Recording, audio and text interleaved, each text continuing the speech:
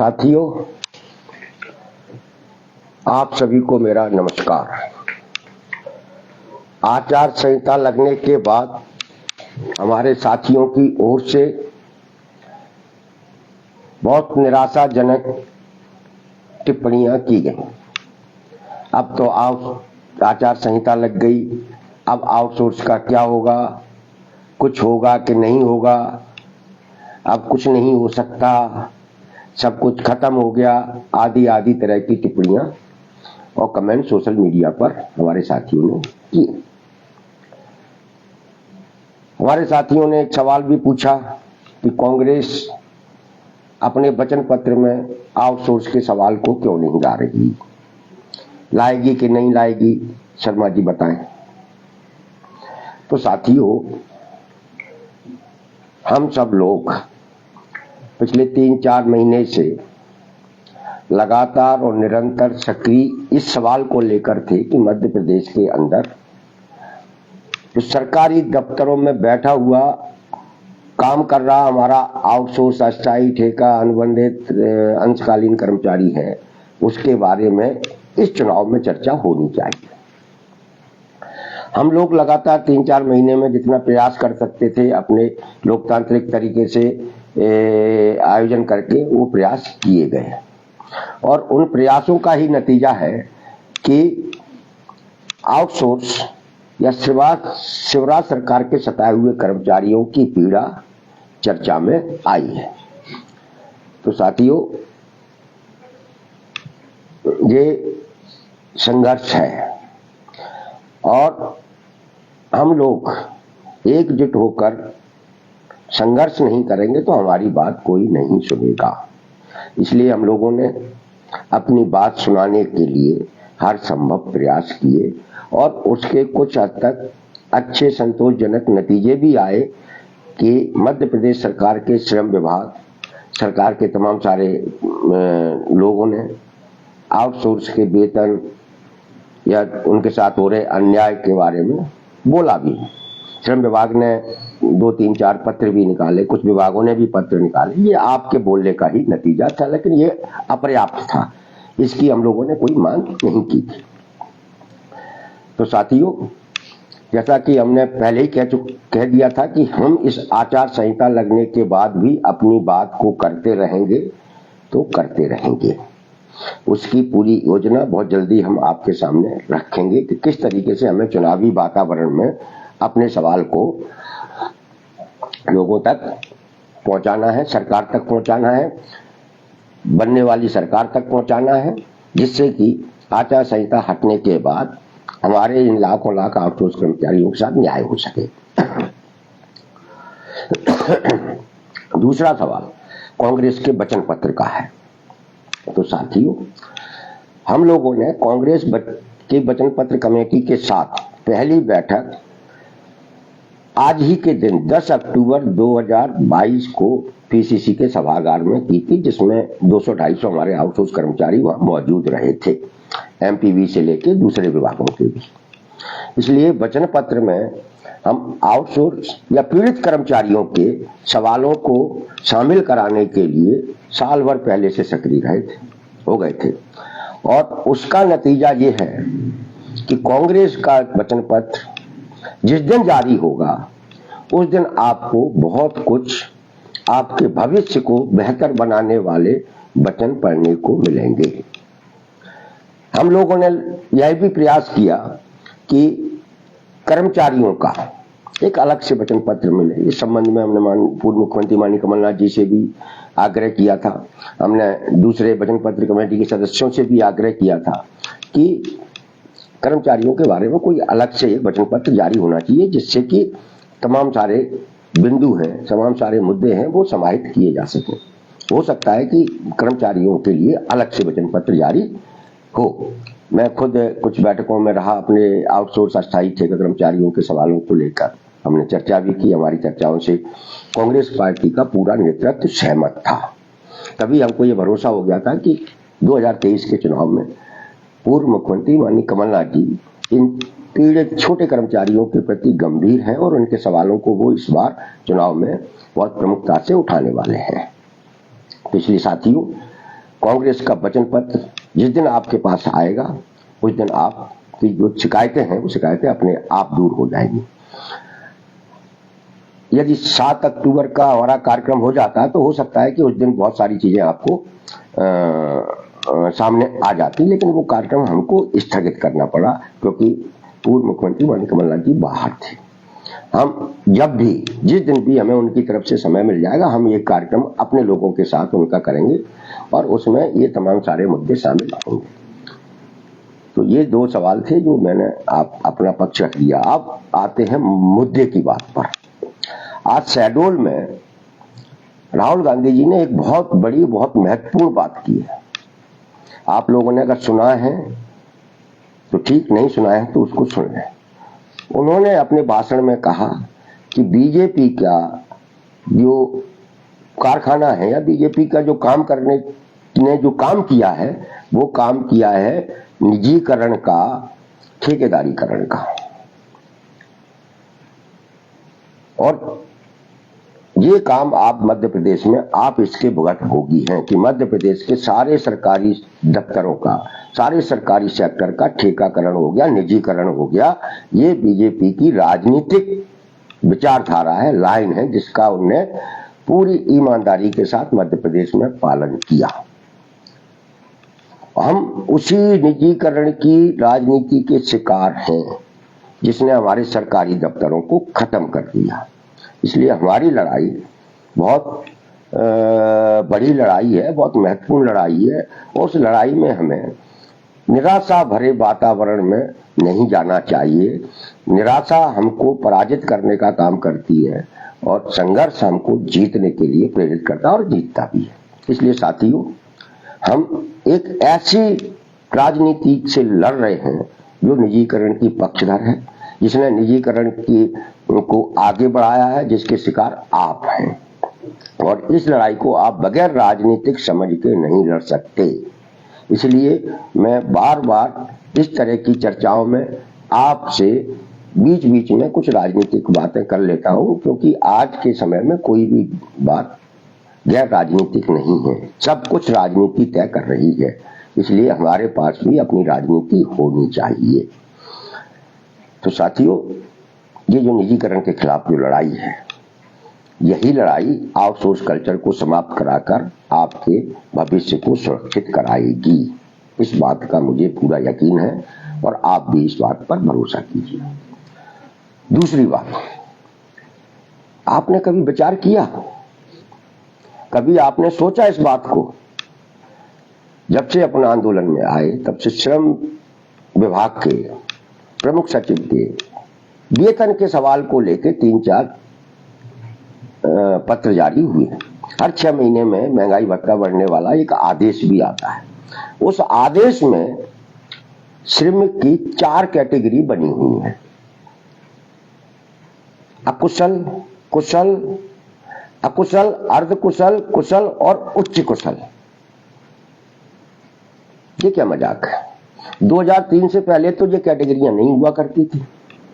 2003 से पहले सिर्फ अकुशल और कुशल 2 श्रेणी हुआ करती थी।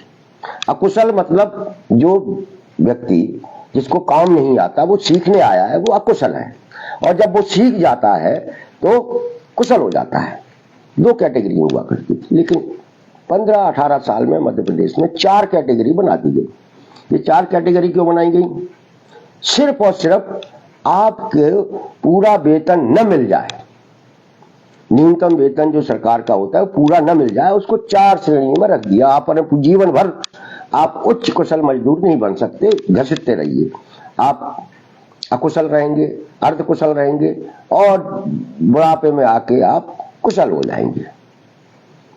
तो ये आपके साथ एक बहुत बड़ी साजिश हुई और कोई इसके खिलाफ बोला ही नहीं। उदाहरण देखिए, अगर कोई किसी दफ्तर में कंप्यूटर ऑपरेटर रखा जाता है तो कंप्यूटर ऑपरेटर तो अकुशल हो ही नहीं सकता, उसको कंप्यूटर चलाना आता तभी तो रखा जाएगा। तो निश्चित रूप से वो कुशल है, उच्च कुशल है। लेकिन कंप्यूटर ऑपरेटर रखा जाता है, उसको अकुशल श्रेणी में रख लिया जाता है, उसी का वेतन देते हैं। अब आज अकुशल का जो न्यूनतम वेतन है, जो मूल वेतन है, वो कितना है? 6,500 रुपए। 2003 से पहले कितना हुआ करता था? 4,500 रुपए। अकुशल का बता रहा हूं। और आज 2023 में वो अकुशल का मूल वेतन है 6,500, यानी 20 साल में 2,000 मूल वेतन बढ़ा। मतलब 10 साल से तो इस सरकार ने न्यूनतम वेतन को रिवाइज नहीं किया। इसलिए हम अपने आंदोलन के जरिए लगातार ये बात उठा रहे हैं कि भाई न्यूनतम वेतन को रिवाइज कीजिए, जिससे काम करने वाले लोगों के वेतन बढ़े, नंबर 1। लेकिन सरकार ने इस न्यूनतम वेतन को रिवाइज करने का भी काम नहीं किया। हमारी इस छोटी सी मांग को भी उन्होंने नहीं समझा, जबकि हम लोगों को ये उम्मीद थी कि आचार संहिता लगने से पहले सरकार न्यूनतम वेतन को रिवाइज करने का काम करेगी, जो हर 5 साल में सरकार को बिना किसी के कहे करना चाहिए। लेकिन ऐसा भी भारतीय जनता पार्टी की शिवराज सरकार ने नहीं किया। अब आप सोच रहे हो आखिर ये छोटा सा काम भी क्यों नहीं किया? साथियों, ये एक छोटा सा काम नहीं है। न्यूनतम वेतन को रिवाइज करने का मतलब है कि मध्य प्रदेश के उन करोड़ों करोड़ मजदूरों के वेतनों का स्वतः बढ़ जाना, जो कारखाने में काम करते हैं, जो शॉपिंग मॉल में काम करते हैं, जो कहीं भी काम करते हैं, जो बसें चलाते हैं, ड्राइवर हैं, कंडक्टर हैं, जो ट्रक चलाते हैं, किसी भी कंपनी में काम करते हैं, किसी भी ठेकेदार के यहाँ काम करते हैं, किसी भी सरकारी दफ्तर में काम करते हैं, कहीं भी काम करते हैं, किसी भी तरीके का काम करते हैं, उन सब लोगों के वेतनों का बढ़ जाना। अब न्यूनतम वेतन किसके कहने पर रोका गया कि भाई नहीं बढ़ाओ, इसको नहीं रिवाइज करो 10 साल से? कोई ना कोई तो होगा। जब हम लोग आंदोलन करके न्यूनतम वेतन को रिवाइज करने की बात कर रहे हैं, तो कोई ना कोई एक दूसरी ताकत है जो सरकार से ये कह रही है कि आप न्यूनतम वेतन रिवाइज मत कीजिए, हमारा मुनाफा कम हो जाएगा, हम आपको चंदा चुनाव में नहीं दे पाएंगे। आप समझिए वो कौन लोग हैं? वो लोग हैं जो फैक्ट्रियां चलाते हैं, जो कंपनियां चलाते हैं, जो आउटसोर्स कर्मचारी रखते हैं, आउटसोर्स एजेंसियां हैं, इनके मालिक हैं, जिन्होंने पिछले 10 साल से न्यूनतम वेतन को रिवाइज मध्य प्रदेश में नहीं होने दिया है। आप समझिए कि आपकी लड़ाई किनसे है और कितने ताकतवर लोगों से है। आपका दुश्मन कोई मामूली नहीं है। आपका जो विरोधी है वह ठेकेदार है, मालिक है, एजेंसियों का मालिक है, कंपनियां चलाता है, लेकिन इसके साथ साथ राजनीति में उसका बड़ा दखल है। वह राजनीति को प्रभावित करने वाले लोग हैं। वो चुनाव भी लड़ते हैं, उनको जहां से भी बीजेपी से या कांग्रेस से टिकट मिल जाएगा तो वहां से चुनाव भी लड़ेंगे। वो इतने बड़े ताकतवर लोग हैं। एक तरीके से कह लीजिए कि वो जिन्होंने आपके न्यूनतम वेतन को रिवाइज करने से रोकने का काम किया है, रुकवाने का काम किया सरकार से, वो पूंजीपति लोग हैं, पैसे वाले लोग हैं, कंपनियों के मालिक हैं, और उनका राजनीति में भी बड़ा दखल है। अब सवाल उठता है कि आपका राजनीति में क्या दखल है? कुछ नहीं, शून्य। हमारे मध्य प्रदेश में 3 करोड़ से ज्यादा कामगार वर्ग है, जो सरकारी दफ्तरों में, फैक्ट्रियों में, मॉलों में, हर जगह काम करता है। लेकिन उन 3 करोड़ लोगों की बात करने वाला नेता मध्य प्रदेश में एक भी नहीं है। और आप लोग खुद अपना नेता नहीं तैयार करना चाहते। आपको लगता है आपकी बात करने वाला व्यक्ति अगर कोई राजनीतिक बात करने लगता है तो आपको लगता है ये नेतागिरी कर रहा है। अपनी इस मानसिकता को बदलिए। आपके इसी सोच ने मध्य प्रदेश के अंदर से ऐसे लोगों को खत्म कर दिया जो आपके न्यूनतम वेतन की बात करते थे, आपकी नौकरियों की चिंता करते थे। ऐसे लोग मध्य प्रदेश में नहीं बचे हैं। इसलिए आपकी लड़ाई इस बात की यह भी तय करेगी कि मध्य प्रदेश में आपकी बात करने वाले लोग भी तैयार हों। जब आपकी बात करने वाले लोग तैयार नहीं होंगे तब तक आपके साथ अन्याय खत्म नहीं होगा। कांग्रेस के वचन पत्र में आउटसोर्स, अस्थायी, ठेका, अंशकालीन का सवाल शामिल होगा और शामिल हो जाएगा। उसके बाद क्या आप सोच रहे हैं कि वो बहुत आसानी से उसको लागू कर दिया जाएगा? उसे लागू कराने के लिए भी आपको अपना नेता चाहिए और आपको अपना संगठन चाहिए, जिसके दबाव में भी उस समय भी हम इसे लागू करा पाएंगे, क्योंकि ब्यूरोक्रेसी वही बैठी हुई है। ये जो कंपनियों के मालिक हैं, एजेंसियों के मालिक हैं, वो तो बीजेपी की सरकार में घुसपैठ किए हुए हैं। कांग्रेस की सरकार बन जाएगी तो वहां किसी नेता को पकड़ के माननीय कमलनाथ जी के पास पहुंच जाएंगे, हैं साहब यहाँ चलने दो, या हम थोड़ा सा पैसा बढ़ा दे रहे हैं, चलने दो। तो वो तो कहीं भी पहुंच जाएंगे, लेकिन आप कैसे पहुंचेंगे?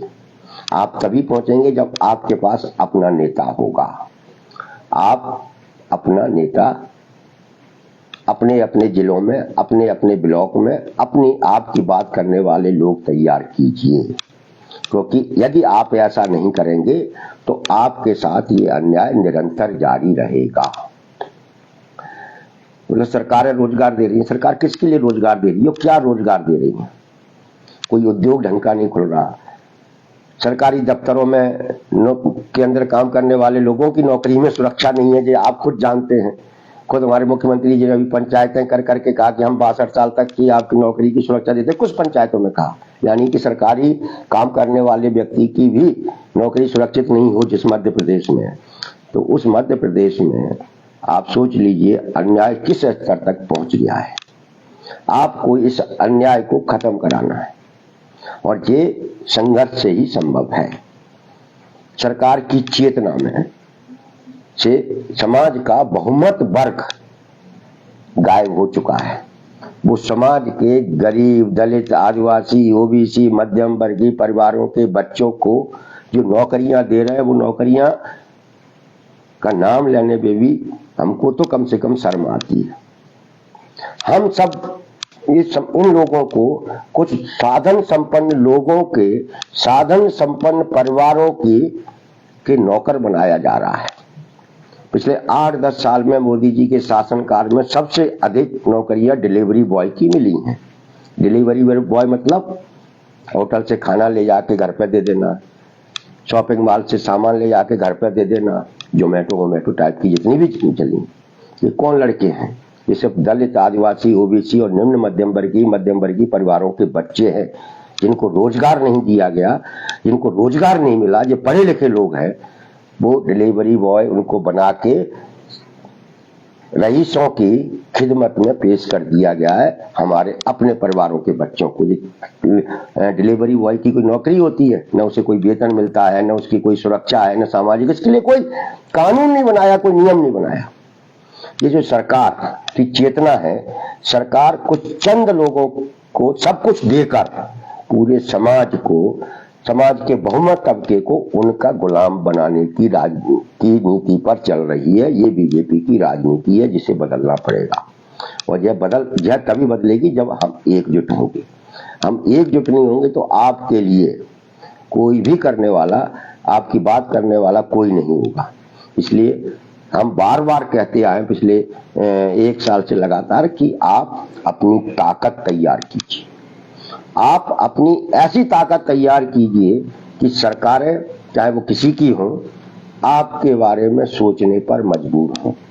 2-3 मौके हम लोगों ने भोपाल में उपलब्ध कराए, अच्छे प्रदर्शन हुए, उसके बाद चर्चा में हुआ, हम लोग आए। माननीय कमलनाथ जी ने हमारा बहुत सपोर्ट किया कि पिछले 1-1.5 साल में वो आउटसोर्स अस्थायी ठेका कर्मचारियों के बीच में कई बार आए। उनके आने के कारण ही उन्होंने हमारी बात रखी, हमारे बारे में बोला, उसके कारण ही आज मध्य प्रदेश में आउटसोर्स मुद्दा बना है। इसलिए हमें इस मुद्दे को ठंडा नहीं होने देना है। जैसा कि हमने पहले भी कहा था कि आचार संहिता हमको बोलने से नहीं रोकती है, और हम पहले भी कह चुके हैं कि हम आचार संहिता के दौरान एक बार मध्य प्रदेश के किसी भी जगह पर, चाहे वो भोपाल हो, कहीं भी, इस सरकारों को, प्रशासन को, राजनीतिक पार्टियों को अपनी ताकत का एहसास तो करा देंगे, जिसकी तैयारियों में हम लगे हुए हैं। अगर 7 अक्टूबर का हमारा कार्यक्रम हो जाता तो वो उस दिन शुरुआत हो जाती और वो चुनावी वातावरण में हमारे मुद्दे को गरमाने का काम करता।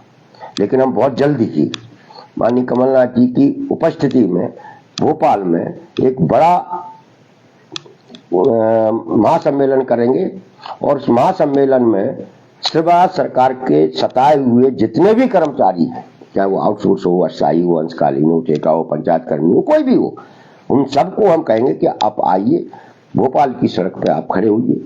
आपके साथ मध्य प्रदेश का सबसे बड़ा नेता आपके बीच में उपस्थित रहेगा। आप उसके सामने अपनी बात रखिए, अपनी पीड़ा बताइए। मध्य प्रदेश में सत्ता परिवर्तन होने जा रहा है, यह किसी से अब छिपा नहीं है, आम लोग भी कहने लगे हैं। आम लोगों से जब आप चर्चा करेंगे तो वो भी बताएंगे कि मध्य प्रदेश में अगली सरकार कमलनाथ जी के नेतृत्व में बन रही है। इसलिए साथियों, हम सब लोगों को भी इस आचार संहिता के दौरान अपनी बात निरंतर जारी रखने की जरूरत है। जब भी भोपाल में हमारा कार्यक्रम होगा उसकी सूचना आपको इसी पेज पर दे दी जाएगी। तब तक आप अपने अंदर किसी तरीके के निराशा के भाव पैदा न करें। कांग्रेस के वचन पत्र में आपका मुद्दा शामिल करवाया गया है, जिसकी जो जल्दी आपके बीच में आ जाएगा। और अपनी मानसिकता में संघर्ष को सबसे ऊपर रखें, अपनी एकजुटता को सबसे ऊपर रखें, तभी आप जो चाहते हैं वह मिल पाएगा। इसी के साथ आप सब लोगों को मेरा नमस्कार।